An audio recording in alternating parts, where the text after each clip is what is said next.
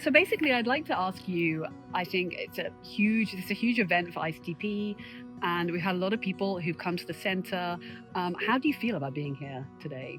This has been a fantastic experience being here for ICTP60. As representative from the Salam family, this is something that we talk about often, but living far away in America, getting to see the actual realization of my grandfather's dream in real time, not just in the conference, but in meeting the scientists and the students who are coming here it's everything I could have ever dreamed for. It is really remarkable to be here today.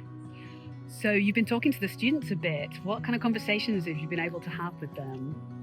I think what I take away from most of my conversations with the students who are especially part of the different programs, such as the diploma program, is how much they appreciate getting to speak to former graduates of the program back in their respective countries and how excited they are to maintain the enthusiasm for the work that they do at ICTP.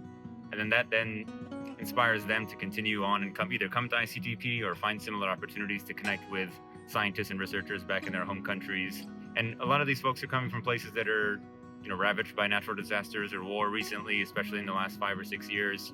And to know that they have some solace coming here and specifically in meeting some of the students who mentioned how their scientific souls get filled up by being here at ICTP. I can't ask for a better testament to the legacy of my grandfather than knowing that students are still coming here in 2024, 60 years later, and getting to experience that. It is incredibly moving and inspiring to be a part of today. What do you think your grandfather would think of these types of celebrations and where the Institute is right now? It's an important question. One of my great laments is that I never had a chance to speak directly with my grandfather about his vision. He was in the throes of severe neurodegenerative disease for most of my childhood. And so a lot of my memories come from my family. My mother, for example, Abdus Salam Bajwa, who's his daughter, will tell me often about sort of how he always envisioned ICTP to be running and the type of experience that the students would have. So getting a chance to meet so many of them, not just today, but in my previous visits, and knowing that really his legacy is manifested through their work, not just here, but as they go back to their respective countries, and the work that they do it's a testament to not just the work that my grandfather had set up, but all the people who come after, the directors, the scientists who are still here. Just such hard work and inspiring work that they do to maintain that legacy, and it's something very beautiful. And I hope I get to experience more of it, not just for today's session, but in communication with the scientists and the students that we've connected with today, even after we leave Trieste, because this is what it's all about, is networking at a high level and maintaining those connections far beyond our time here in Italy. We've talked to you a little bit about the Global Science Portal, and I'm very honored that you're going to be coming on and being one of the users. So I just wanted to know how you feel about this idea of creating a global network for ICTP scientists.